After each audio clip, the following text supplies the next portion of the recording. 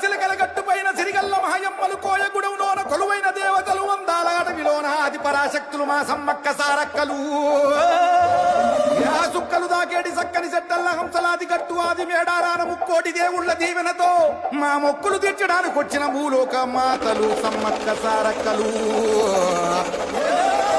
ఏ సిలకల గట్టు ఆ గట్టు